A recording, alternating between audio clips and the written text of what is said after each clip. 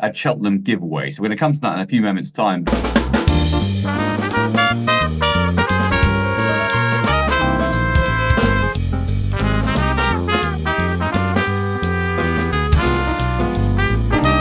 The road to Cheltenham is paved with good intentions, and that is why we are back for week 6 of our Ante-Post series ahead of the Cheltenham Festival here on The Jump Show. We'd love to reach a like goal of 250 this week, and if you haven't subscribed, please do.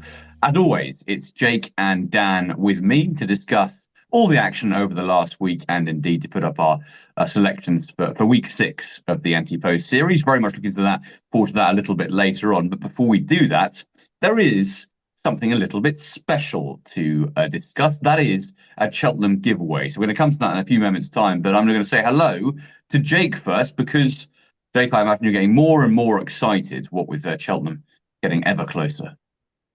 Absolutely, yeah. We're starting to get the shape of most races now, aren't we? There's not many horses left to have their runs before Cheltenham. So, yeah, very excited. I was at Exeter yesterday, enjoyed the action there, and looking forward to getting stuck in again this week. Yeah, I have to say, I thought Exeter was great yesterday. Really fun Premier race day and a cracking card. I think it's their best of the year. I know they had the Holden Gold Cup and a decent undercard then, but I think it's my favourite, actually. And Dan, how are you, my friend? Yeah, very well. We're in that kind of build-up period now where we've had the DRF. The next few weeks, there's still some interesting races going on, but I'd say probably the majority of the Cheltenham horses now have probably been put away with that view for March. But still some interesting racing we had this weekend. How much it's going to actually glean on the outcomes come Cheltenham, time will tell. But yeah, it's one of those interesting periods of the season now where some interesting racing, but the Cheltenham horses are very much being lined up with one target in mind. Well, hopefully one target in mind. I often get to this point and think it's a game of guess who about who Willie Mullins sends where, but hopefully it'll be fairly clear. I think it's clearer than usual, actually, particularly in the novice races. I think you say that now. Well, we know how this works. Okay, guys, let's move on. Festival ticket giveaway. Unibet have been very kind to us this week, and we've got competition time for all you at home. Jake, take it away. We have 2 tickets to give away for Unibet Champion Hurdle Day, Tuesday, the 11th of March, the first day of the festival. We're 1 month out, and we have 2 tickets to give away for one of you lucky viewers. In order to enter, please like the video, remember to subscribe to The Jump Show, and comment down below with 1 month to go. Lucky winners will be selected at random and announced in next week's episode of The Jump Show. Best of luck to all of you who enter, and hopefully you'll see us all there, and we'll be cheering home Lowry's Bar in the Ultima. The review of the weekend that we've just had. And some fairly informative stuff, I suppose. And we're going to kick off by looking at the Kingmaker Novice Chase in the end that was won by L'EAU du SUD in workmanlike style in the end. Although I got to say, Jake, I thought the way that he put distance between himself and Roubaud originally was quite taking, because Roubaud himself does have plenty of speed. Yeah, it was you could see it from the third last, couldn't you? L'EAU du SUD just accelerated away from Roubaud and built up a very big lead turning for home, which obviously got eroded as close as they got to the line. It ended up being a length victory for L'EAU du SUD. I think, yeah, you can definitely say that Roubaud is a good horse. Obviously, Dan mentioned this when we looked at the race at Kempton over Christmas. Like, the fact that SIR GINO and Ballyburn were able to destroy him as easily as they did really was testament to how good they are. And the fact that he's come back here and ran to close to probably his hurdles mark, I think that shows a testament to the race. L'EAU du SUD, though, yeah, very interesting. I think what came up most interesting to me is Dan's comments after the race. Obviously, Dan Skelton is normally pretty bullish about these type of things, but he said he was superior from the back of 3 out and last, and probably got a bit lonely later on, which I probably agree with, because he did have a fair enough lead there. He said it'll put him spot on for next month, which again you'd agree that he probably needed the run, and they wouldn't have done everything with him here. They'd have left something to work with. And the most important thing I think here is that he said, we're not going there expecting to win, but we're going there hoping to win. It'll be as good an ARKLE as there has been for years. And I think that's a very fair assessment. I like the honesty that he's going there and, not expecting to win like a trainer would normally say with a good novice like him. He's got his expectations in check, and I think that's a good way to be. Whatever happens, he's had a brilliant season though. Like he's already won his Grade 1, he's won 2 Grade 2s. Like it's been a brilliant campaign. What do you make of Jello and the Denman chase, Dan? He's always had a soft spot for. I had many a pelter thrown my way around this time last year where I put him up for the Turners and he ran an admirable race. I don't think many would have had him being probably having the best season of the front three from the Turners last year, but I think he unquestionably has done compared to, especially compared to Ginny's Destiny. Obviously, Grey Dawning ran very well in the Betfair. Then we know he's had his issues thereafter. Yeah, Jello just keeps on improving. I thought he'd struggle this year, to be honest. I thought he'd probably have one good handicap in him and he'd probably then reach his ceiling, but he's kept improving. Obviously, this was his first try at 3 miles. That wasn't a trip guaranteed to suit because he can be quite keen in his races. And it was one of those Charlie Deutsch rides where we've seen a few of them this season.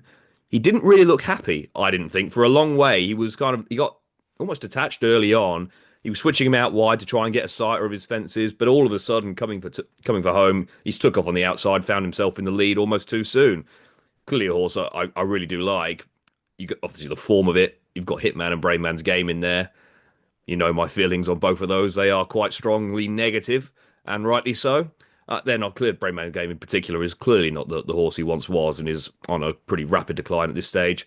Now, look, Jello's done a lot right. They'll go to the Ryanair now.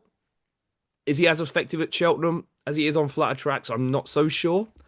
Maybe that's just harsh based on one run last year where I say he was beating 10 lengths in the end of the Turners despite being in the right position all the way. So that'll be a slight question mark. But he's another horse who looks like going to the Ryanair. And a Ryanair that's looking out to be quite deep this year, like significantly deeper than the one Protectorate won last year. Say if a lot of the leading protagonists go there, and it looks like they are, actually one of the more interesting races of the week. Yeah, it could be really a big field, couldn't it, for that Ryanair? Braeman's Game, I still feel as though he's just feeling the effects of that run behind Galopin Des Champs in the Gold Cup, which was such a massive run, but we've not really seen anything quite the same since. And what used to be his massive weapon was that brilliant jumping he had, and he just doesn't seem to be quite as electric as he once was. Bit of a shame to see, really. No, that was his peak. That was his peak. That run behind Galopin was massive. Absolutely massive. It was a great run. And also what I would say, Dan, just to bring this up, is that I do recall saying at the beginning of this season that I thought Brave Man's Game would never win another race. At the moment, that's looking at a fair assessment. I mean, obviously it's quite a macabre thing to say, but unless he's dropped significantly in grade, I can't see it anytime soon. I don't think it matters the grade. I generally think he's just I think he's done, to be honest. Yeah. I thought the game spirit without SIR GINO, Jake, was quite a thrilling watch, actually. And at one stage, Liberty Hunter came there, and I thought, I don't believe my eyes. Liberty Hunter is going to win a grade 2. In the end, my eyes were correct, and Master Chewy did it. What did you make of the race? I don't think we can glean too much, can we? No, I don't think it was too much of a trial towards Cheltenham in terms of finding a winner. The winner, Master Chewy, obviously he's gone and stayed on well. Strongest of all, Matato, his stablemate, was the favourite, and he looked like the one to beat on paper. But he's probably feeling the effects of running some big races, especially at Windsor the other day. But yeah, Master Chewy, they're talking about going to the Ryanair with him to add to the concoction of this massive field Ryanair where everybody's turning up suddenly. Liberty Hunter, like he looked like a Grand Annual horse going into the season, didn't he? But now his mark is going to be completely gone. Matata's mark is gone. JPR1 needs decent ground. Potentially his probably market's a bit too high as well. So I can't really see any of these going to trouble at Cheltenham. And obviously the biggest story of the race was SIR GINO being the non-runner, obviously picking up this cut midweek, ruling him out of the race. He's now had an infection in the cut as well, which is not helping things. I'm just going to cut in here post-edit because the news has sadly broken since we recorded that SIR GINO will be out for the rest of the season. He has been admitted to Equine Hospital due to the infection in the cut that I just mentioned. Sadly, that means it's going to require some lengthy treatment and we're not going to see him for the rest of the season. An absolute brutal blow for all connections, a massive shame for the Cheltenham Festival as well, with that clash between him and Majborough looking like a tantalising battle on the cards. But sadly, we will not get to see that this year. You know, the Jump Show wishes SIR GINO all the best in his recovery for next season. Hopefully we get to have a full champion chase campaign with him. But a massive, massive shame heading into the Cheltenham Festival that SIR GINO will not be running. I'm going to have to get used to calling the Betfair Hurdle the William Hill Hurdle, as it is now known. I've got to say, Dan, I mean, Joyeuse absolutely sluiced in. It was ridiculous. Well, she had the hallmarks of a bit of a handicap blot. It was looking like that last time when she ran that mare's handicap, which obviously turned into a pretty messy race and didn't exactly see her to best effect, but this time delivered in no uncertain terms. I thought the post reaction was quite funny because forget winning the second richest handicap in Britain or Ireland. It was It's a disgrace you can't run at Cheltenham. The game's gone. It's like, geez, bloody hell, lads, you want to race far more than the county. Like, do this, smile, be Mm. happy. It's a good day. I just thought it was a bit over the top, really. Obviously, she's an unfortunate casualty of the rules that I think have been put in place for a good reason in that regard. But look, she can go to Aintree afterwards. She'll go there fresh. Probably, God knows what the handicap will do to us after this, though. But I mean, she'll still have a reasonable mark given how low she was initially. So all is not lost, Joy lovers. She'll have another day in her based on this and probably go into graded company before too long. Yeah, very good performance. I think there were a few others, probably, I wouldn't say it was the deepest of renewals. It looked fairly open. I will Beat the Bat just fine. He needs to go up in trip. I think he's actually done extremely well in 3 starts, Beat the Bat, despite I don't think he's had a great prep in for any race. And the Harry Fry Yard haven't had a great season all in all. He's got a good race in him, I think. He was one of the first off the bridle, but just plugged on as he does. Favour and Fortune, another horse I think has had trouble preparations. He only had the one run before this. I think it's been very much stop-start with him. He ran very well. Whether a county would suit, I'm not sure. I think getting back for a Scottish champion hurdle, we'd have a massive chance back there. And even at the lower level, I thought King William Rufus was one at the head of affairs, forcing a very strong pace. He actually stuck on best of all. He's on a lowly mark in the low 120s. I think they'll find another race with him around a sharper track. So I don't think it was a vintage renewal of the race, but we had a very impressive winner. And I think a few in behind, I think is worth keeping on side for a few different reasons. Yeah, King William Rufus could be one for a nice little Plumpton handicap hurdle or something like that, where he can go and dominate around a sharp track, as you say. I do think it, I do think it's a. I think the race is a. It suffers, doesn't it, from being in February and everyone's starting to get Cheltenham fever because it is such a good race in its own right. And I always feel that the old Racing Post Chase, I'm not entirely sure what it's called now, at Kempston at the end of Feb gets the same kind of treatment because that's pretty valuable too. But it's just often forgotten about because everything's so Cheltenham centric, which I do think is a bit of a shame because there are some really good races in February, as we saw yesterday and on Saturday, and we will continue to see throughout the month. And the Opera Hat was another one that we saw this weekend that came at Nace. Dino Blue beating Allegory de Vassi. Not much between them at the line. It was an absolutely cracking contest. The two miles clear of the other runner in the race. And we learned a bit about the Mayor's Chase at the Cheltenham Festival this weekend, what with the Novice Chase at Exeter as well. But we start with the Opera Hat. And Dino Blue just got the job done, Jake. I was going to go to Dan then, but Jake.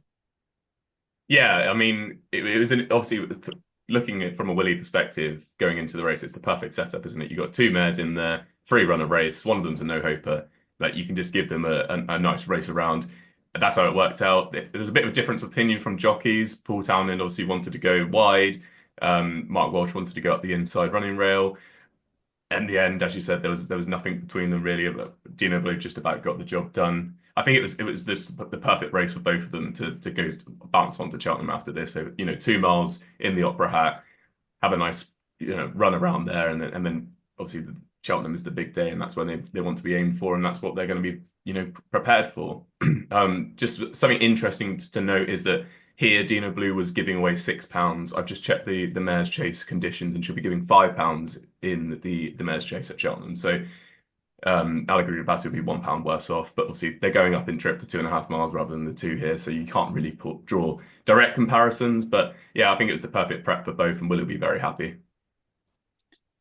Yeah, and it was a nice race for racing fans to watch, really, because it was quite exciting. Only by Night won the Mayor's Novice listed contest at Exeter yesterday, Dan, and she did so in fine fashion. I thought she idled a bit in the closing stage when she was challenged by Kilbarry, saying she found more.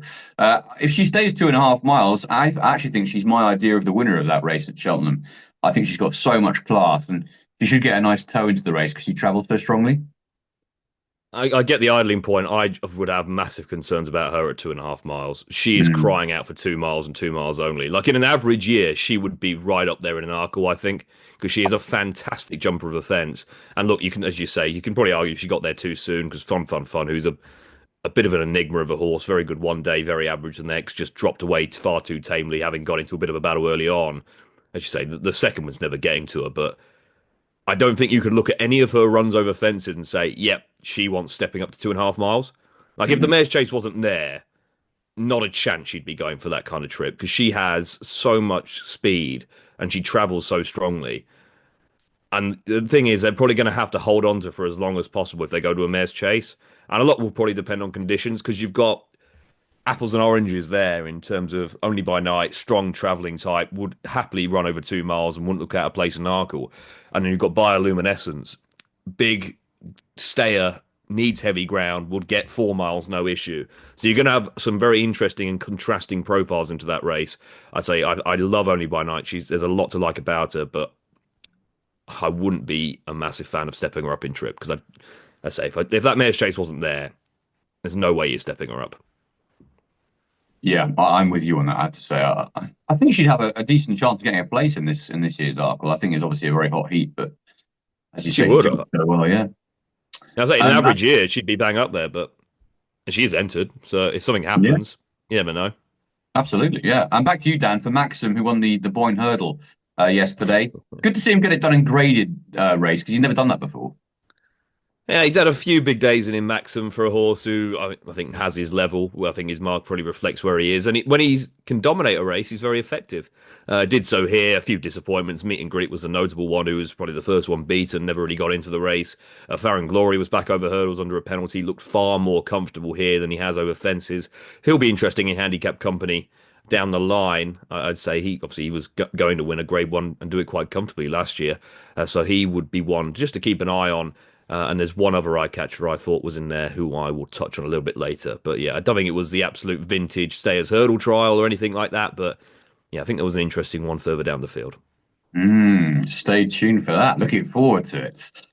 Cheers, Dan. And the last race to talk about this weekend was Better Days Ahead, who ground it out in the old 10 up yesterday at Nab and Jake. Yeah, it was a race that I was looking forward to watching. Obviously, as soon as he was a non-runner last weekend at the DRF, I assumed this would be the target, and it duly was. Look, he was a bit sticky at a few of his fences. He took a few extra strides at a couple of times. It wasn't ideal. I think the biggest problem though was that Free Card Bragg was his toe into the race, and he made a really bad mistake on the back at the last leaving the back, and that meant that he could no longer give him that toe, and then Better Days Ahead had to make the running therefore the whole way up the straight, which is quite a long uphill straight at Navan. He got a bit tired. Obviously, Gordon said after the race he didn't do a tap out in front. I think that's fair enough. Like he was alone for a long time.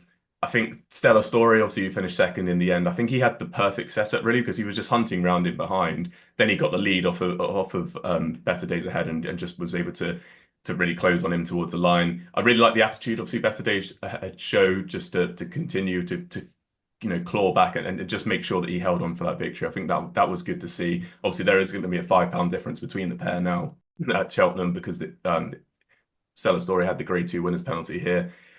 I think just overall, it was a bit sad to see that his reputation was enhanced more running, not running last weekend at the DRF, sitting in his box than it was winning a Grade 2.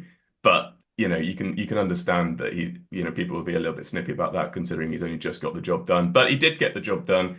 And I think, going back to Cheltenham, up the Cheltenham Hill, that's going to be where he shines and where he does best. He's going to get a lead all the way up the straight there. He's not going to have to worry about that. So, look, he's still got a great chance. I think he's 10-1 general now for the Brown Advisory. So, look, he's got an each way chance. I'm sure he'll have each way supporters before the race as well. Will he be getting a lead up the straight because he'll be in fifth coming for home, or is that? He'll be staying on. It's just I love your glass half full approach. I can respect it. I'm sure the majority have the other. Very much gone the other way after that. Gordon Elliott's comments about Stellar Story did make me chuckle because he almost basically confessed to him being a non-trier and then had to turn it around really quickly. He said the instructions were to school him around. Then he realised what he said. He was like, "Oh, but he was trying. He was trying his best. Try your best." But no, he was instructions there to school him around. So I mean, that was he was close. He recovered that well, but that did make me chuckle, I have to say. Nevertheless, it was a very good day for Gordon Elliott, wasn't it? He had a cracking afternoon on Sunday. Back to you, Jake, for JPR News Updates, my favourite segment of the week. Just to reiterate, the biggest piece of news clearly is that SIR GINO will not be running in the ARKLE Novice Chase at the 2025 Cheltenham Festival. In the Pocket was ruled out at the Cheltenham Festival as well. He won't be seen this year again, unfortunately. That's really unfortunate news for them. And then back to normal, the winning nap on the Sunday for Dan at the DRF. Unfortunately, he is also out for the rest of the season, so we won't be seeing him in the Kimura or anything like that. Okay, it's time for Ante-Post week number 6 selections. And Jake, going to come to you for a quick selection first up. You got 2 this week, but this is I think, a slightly smaller one? No, yeah, it's a bet that I'm very keen on. I put her up after the race to my followers, and it's Wood Who for the Martin Pipe. Obviously, it just comes straight off the back of the Joyeuse race, but it's not even just the Joyeuse race. It's also Royal Margot as well. But Wood Who went to Cheltenham on the new course in December in the Mayor's Handicap Hurdle that we previewed on this show. She went and won that under Danny Gilligan very nicely in the end. Obviously, Joyeuse was an eye catcher in second. She's gone on boosted that form no end. Take No Chances was in third as well, and she went and beat Cargies over Integrator at Ascot as well. So again, that form's been boosted. And then finally, Royal Margot obviously won the listed race this weekend at Warwick. So the form is just absolutely rock solid. She was off 130 that day. I'd imagine she'll get a good 10 for that, so she'll probably be up to 140 now. But I think Danny Gilligan is eligible to ride, as we've mentioned before. So if he could potentially choose her, I think she's just absolutely rock solid. And I just had a look through the markets, and she's still 12 to 1 without non-runner no bet. I'd be happy to take that price without the concession of non-runner no bet. So I thought she was worth just sticking in the video because I think she's got a great chance to go alongside Carafon in the Martin Pipe. That's 3 now. Hope one of them gets there at least. Dearie me. 3 and counting. I'm sure we're not done just yet. I love Wood Who as well. She's so consistent. She's got a lovely attitude. So good luck with that one, Jake. I'll come to you in a minute or two for your other one. Dan, over to your week 6 selection. Yeah, and we're struggling to find races I think are accessible, really, other than ones we've already gone through. So the cross country is the one I've looked at, and it's a race we obviously associate with Gordon Elliott, and rightly so, given his record. But another superb target trainer, and one I think almost goes slightly under the radar these days because his string of jumpers is decreasing year on year, is Joseph O'Brien. But he's seemingly taken some pages out of the Gordon Elliott playbook this year with Busselton, given the way he's been campaigned, who's still available at about 33 to 1 without non-runner no bet. I think he's 40s at a place, which I just can't quite fathom why he's such a big price, to be honest. Like, he had been a top consistent handicap horse last couple of seasons. I think he just found himself between a bit of a rock and a hard place, particularly last year. He was running off mid marks in the high to mid 140s, all in big races, often on ground too soft. But still ran a really good race in the Paddy Power last year, actually off mark 146, and was still winning on the flat back in July, when, interesting, the blinkers went back on for the first time, having been left off last time. He looked back at some early stable tours. Joseph said this was going to be the plan. He was going to go down the cross-country route, and he's had 2 lovely sighters round Cheltenham in November, December, shaping with plenty of promise on both occasions. I think you look at the December race, he ended up finishing 6th. To my mind, he shaped just as well as the likes of Delta Work, Chemical Energy, the Goffer, Vanillier, etc. I think 3 of those are about a quarter of the price that Busselton is now. Obviously, Delta Work's been very well backed. Chemical Energy is very short. Vanillier is obviously one I highlighted. I think our first episode as a horse I was interested in, but he went and won at Punchestown and did so emphatically, and his mark will be punished as a result. I just can't quite fathom the difference in price. And obviously, I mentioned the Boyne Hurdle earlier. He ran in that race, and it's a race that Gordon Elliott has used consistently for his cross-country horses. Obviously, not this year, interestingly, which I thought was perhaps a bit unusual. But obviously, Delta Work, Tiger Roll, the prime examples of horses who have gone there before winning the cross-country. And you look at, I find it very interesting, the headgear angle sometimes. And all 3 starts this season, headgear's been left off. And then you look at his last 2 wins. Admittedly, you have to go back a while for his Kerry National win, but his most recent win on the flat as well. Both of those came when the blinkers went back on after being off for at least a couple of races. Generally around Cheltenham time, you see the headgear magically reappear, or first-time headgear. I think it's absolute certainty the headgear will go back on Boston for the first time. And generally, I think that this season has been a bit about getting him enjoying his racing again. Like, I think he kind of was getting to a stage, particularly in the spring of last year, because he was facing such difficult tasks off such high marks, he didn't really look in love with it anymore. I think they've headgear off, a few spins on the flat, cross-country, just trying to rejuvenate him. And to my mind, I think in the Boyne Hurdle in particular, he travelled with loads of enthusiasm. He only got tired really late on there. I thought it was the perfect prep run with a view to this. I can't quite fathom why he's such a big price relative to those in the market. And obviously the fact it's a handicap does make this far more accessible. If it was this time last year when it obviously was a conditions race, he'd be 40 to 1 and he'd be 41 for a reason. But with the fact he's a handicap, the fact he's come down in the ratings now, I think he's 140 last time he ran off in December. Like, that's a fair enough mark. I think he can get on better ground, that would be to his advantage, but can go on softer if he needs to. He's had the prep, which you would look for. I think it's ideal preparation, 2 spins round, then a run in the point hurdle. It's archetypal cross country winner stuff, and yet he's 33-1, whereas others who have had identical preps and maybe a bit more exposed at this kind of conditions race are a quarter of the price. Just looks too big to me. And Joseph O'Brien is, as I say, one of the best target trainers in the business.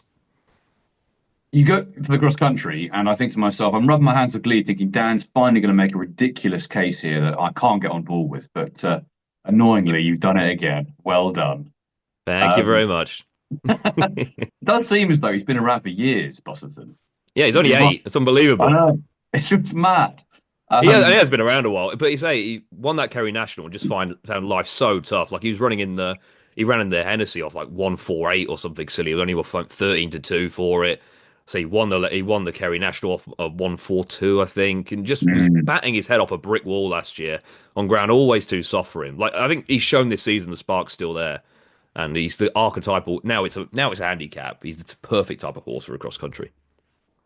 Great stuff, Dan. Over to Jake for his main selection of the week, which happens to be Hobbit themed. It is. It's actually the best named horse in training, which I'll get onto. But yeah, I've been spending some time on the Boodles this week. It's obviously a race that I've had some success in the past, been plenty of luck in it. And the shape of the division has really started to develop in the recent weeks, hasn't it? Like we've had the DRF and a fair few trials, like the 4-year-old hurdle at Nice on Saturday and stuff like that. So I think the Boodles picture is becoming a lot more clear. The juvenile picture in general as well, obviously. But if I just quickly look through the market, I mean, Stencil is making the market right now. He's currently 5-1. I think that's just far too short. Like I can't even see him being 5-1 on the day. I'd see him drifting from that price, to be honest. But anyway, he'd be one that I'm more than happy to leave. Total Look again, he's into 8-1 now. He was the eye catcher of all eye catchers when he was third at Punchestown the last day. But I think as a one of my friends has said to me the other day, even a blind man could have seen that case for him. So you can clearly see he's got a good chance, but he does need to polish up his jumping. He's been very brutal on a few occasions. So he's another one I'm happy to leave. Willie de Hull has been given a mark of 138. Obviously, he was the Triumph Hurdle favourite once upon a time. He's now seemingly going to go into the Boodles, but he's going to have to race in the 140s probably by the time that the UK handicapper has his say on the matter. So that would be a very tough ask. And then you've got the Knights of Naturally Nimble, 135, Sony Bill, 134, Marcia, who was second in the 4-year-old at Nice hurdle. She's going to be in the high 130s as well. I'd imagine she was rated 142 in France, amazingly. So I think there's a fair amount of horses in here that you can take on, put your hands together. Obviously, he was given a really good ride the other day to finish in second on his third spin for the Boodles. He's obviously been a bit of a plot. Beyond Your Dreams, again, she's a horse who I think she actually does need good ground, but she would be interesting off 117 in Ireland, so probably around 120 odd in Britain. And then Alfred Stroll was also another one of Joseph's, but she's off 114, so she might actually struggle to get in. Anyway, the point still stands that I think there's a very big opportunity here to find one in the market, and I think that I have found him in It's Bilbo for Henry de Bromhead. So he was another French recruit, actually. He started his career when fourth behind Willie du Hall at Compiègne on his debut. He was far too keen that day in the rear of the field. I don't think he really enjoyed the French style of racing of going too slow because, as I said, he was pulling quite hard at the back. But he came home strongly, and in the end, he finished in fourth place, not beaten too far, obviously getting just closer and closer towards the line. So that was encouraging. He was then obviously sold to go into training in Ireland, and at Punchestown on his debut, where he ran in a maiden hurdle, I think he just seemed to enjoy the stronger pace a lot more. He seemed to settle a lot better. He still was, taking a tiny bit of a pull because he's a young, immature horse, but he jumped a lot better. As I said, he's a really, really well backed 7-4 favourite that day as well. And he just came home, made a mistake at the one leading the back, which cost him a bit of momentum, but he hunted back up and just went on and won pretty much under hands and heels. He had 2 taps with the whip, but went on and won by a length fairly cozily in the end. So thought that was a good performance. It's a race that's already produced Slurricane, who's 120. He won the Novice Handicap the other day. He was in third. Out for a Stroll that I mentioned earlier, she was in fourth. Naturally Nimble was not trying that day, but he was back in seventh as well. So it was a decent enough race. But over Christmas, this is where you get the real piece of form that could make him a nice handicap type of horse, is the fact that he came home in fifth in the Grade 2. He was sort of in the second pack that day behind Sony Bill, Naturally Nimble, and he had Willie Hall just behind him. He was getting a bit of weight off Naturally Nimble because obviously he'd gone and won a Grade 3 since, but it was just the type of performance where he didn't settle too well in the early stages. He then settled fine. Obviously, it was in the fog, so you couldn't see everything. I think he made a mistake at the last when I was looking at it again earlier, and he just looked like the type of horse who was giving a nice quiet ride amongst some horses who would be very well fancied in the market already. But I don't think you can really punish him as harsh as you can those lot who have since gone on to the DRF and kind of backed up their performances. Obviously, It's Bilbo has been very quiet. He's not run since, and I think that's going to be to his advantage here because he's, as I said, hopefully he's going to have a mark in the low 130s. High 120s would be would be probably asking a bit too much, but I reckon you could get him in off 130 maybe, and that would be absolutely ideal because he would be getting weight off of these horses that he was finishing around before, and that obviously got a much more better fancied in the market. Another thing I really like about It's Bilbo is he's a nice sizable juvenile. Like he's come from France. He's going to be a chaser down the line one day, but you can just see in his races that he's not a small horse. Like Wendrock was another horse who was really on my list for a Boodles, but when we saw him at the DRF, he is absolutely tiny. He's a small little flat horse, and that really did put me off. I'd much rather have a nice big chaser in the making, like a Jazzy Matty type of horse, just to bring him in this case. Yeah, he's about to hear that horse's name one more time. God, give me But yeah, no, strength. it's Bilbo. Like as I said, he's got a great chance. He's 16-1 non-run in a bet. I think that's worth taking, and especially with the non-run in a bet concession, because I've been trying to scramble around for some info on him just to make sure he's all good. Couldn't find anything, but he's entered for the Triumph. He's not been scratched for the Triumph, so I'd imagine that the Boodles would definitely be on his agenda as long as he's all well. And Henry de Bromhead has finally started to see some form as well. He had to win the listed race. He also won a beginner's chase the other day as well. So I think that kind of puts away the concerns. I think Henry de Bromhead will have everything in order by the time we get to Cheltenham. So yeah, It's Bilbo 16-1 non-run a little bet for the Boodles is my tip this week. Nice one, Jake. Yeah, he does seem to be coming back to form now, doesn't he, Henry de Bromhead, just at the right time, which is good to see. And another one for the Boodles. So we're starting to rack up selections in similar races. I'll find one for next week. Just to complete the set. Yeah, I was hoping for that. Yeah. We'll get the TriCast up then. Steady. Let's just get one to run there first. Yeah.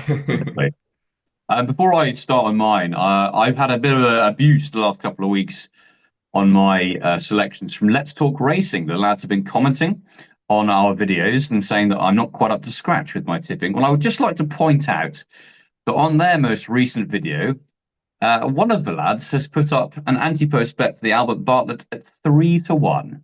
Now, I think this is absolutely shambolic. Ante-Post tipping is about nice each-way prices that you can get a bit of value. Now, I don't even think the Yellow Clay is going to line up in the Albert Bartlett. He's currently 3-1 market leader, non-run no bet, but Gordon Elliott has come out and said he's more likely to go to the Turner's route. And what's more, I think he'll be bigger than 3-1 on the day itself because Henry de Bromhead has probably got the winner in the Big Westerner. So I'd just like to fire back there to the Let's Talk Racing lads that the Yellow Clay is arguably the worst Ante-Post bet I've ever seen in my life at 3-1. We're going to have to set up a live stream here to settle the score. No score will be settled. It'll be half an hour of bickering back and forth, which I quite look forward to, actually. Well, that'd be great. I'm expecting plenty of comeback for what I've just said there, particularly as my next selection Ante-Post is going to cause a few furrowed brows, I think. I'm going to the Grand Annual with a horse called Western Zephyr, who is currently 40-1. 33-1 if you want non-runner, no bet. He's had a fair few starts over fences actually, and he was a decent hurdler. And I'm willing to overlook a lot of his first season chasing from 2023 to 2024 because I think he had a wind issue. But then he had wind surgery, which I think is what he needed. He was clearly not right because he was quite a smart hurdler. He just wasn't producing anything over fences. And from that point, after the wind surgery, he came back from a 173-day break this season back in October and won at Carlisle, what was a much weaker race than the week I was contesting in the Grand Annual, but beat the Churchill lad by 9 lengths. The thing that really took my eye that day, the way he jumped was electric. It was quite something to watch. He went from the front and was so bold at each one. It helped that Sean Byrne was riding because it made him look extra good because he was seeing a stride at every fence. But the horse came up for him, and it was a mighty performance in the jumping ranks, and he saw off the field really easily. Incidentally, in third that day was Donker, or Doncher, whatever you want to say, who actually has won his last two of the fences. Quite impressive at Chepstow yesterday. So the form has stacked up quite well in that race. He then went to Cheltenham in November and raced behind L'EAU du Sud in that Grade 2 Novice Chase. And he ran pretty well that day, finishing second, was beaten 11 lengths. But I mean, L'EAU du Sud is going for the ARKLE. He's a very top-class horse. And Western Zephyr couldn't really deal with him. But he ran pretty well, really. Was bang there or thereabouts most of the race, and had Lookaway and San Salvador back in third and fourth, and a few others in behind who got decent form. So I thought that was a pretty good effort. That was on good ground. Should be worth noting that it was on good to soft, that win at Carlisle.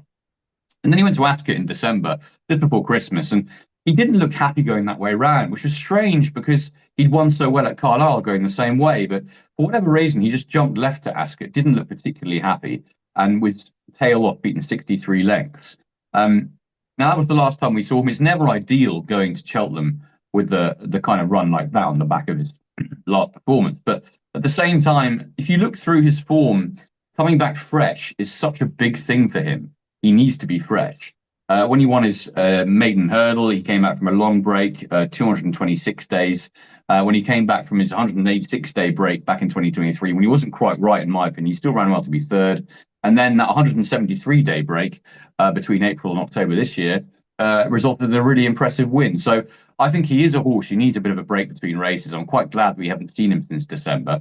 And having jumped left-handed, I think switching back to the left-handed track of Cheltenham is going to be very suitable to him, where he has got clearly good form behind L'EAU du Sud. So in the weaker race, that is the Grand Angle compared to that Novice Chase Grade 2, I think off a mark of 135, he's been dropped a pound for Ascot. He'll slip into the sort of the middle to the bottom of the weights for that handicap at Cheltenham. I think he's got a good chance. The other thing that's worth noting as well is that he's a front runner.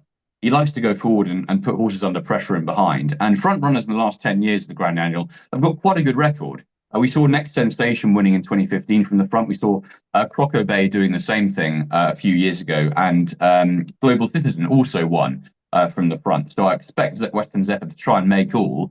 And hopefully, given that really fine jumping that he possesses when he's on song, they'll be very hard to beat. And I think around about 40 to 1, 33 to 1, if you want none or no bet, is very fair. He's my selection for week 6. And I'm looking forward to the Let's Talk Racing lads trying to unpick that one. Jake, my only request is, can you either tweet or put in the caption that Bully has a 40 to 1 shot, which he quote said will be very hard to beat.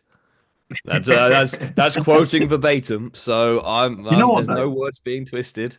You've got to be bullish. You have to be positive about your chance, don't you? I mean, if you don't, what are we here for? That's why you're named Bull. Yeah, exactly. Yeah. Take the bull by the horns. There you go. Good stuff, guys. Really enjoyed that. That's our week 6 Ante-Post selections done and dusted. Hopefully, horses that make the Cheltenham Festival are in our selections this week. Talk about, you got to be bullish, and now we've lowered the tone. Hopefully they get there. Yeah, exactly. Talk about a contrast. Oh, no. You're just taking me back down to earth. I need to be more cautious. Okay, great stuff, guys. Please do remember to like and subscribe to our video. We'd love to get to 250 likes this week. We're not far off 3,000 subscribers, which will be quite a target to reach for all of us here on The Jump Show. Until next week, it's goodbye from us all.